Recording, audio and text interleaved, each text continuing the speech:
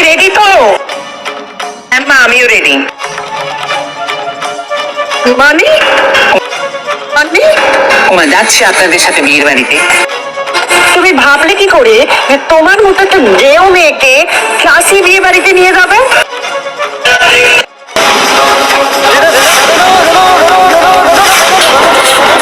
কদিন পরেই আমি আমার ছেলেকে আবার বিয়ে দেব।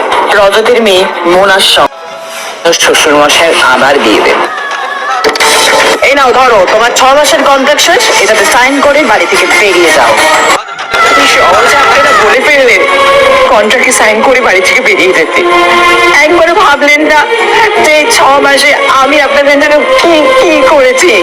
শ্বশুর মশাই কোষ্ঠকাঠিন্যের সমস্যা, আমি ওনাকে রোজ সকালে ইচ্ছা করে বসে খাওয়াতাম।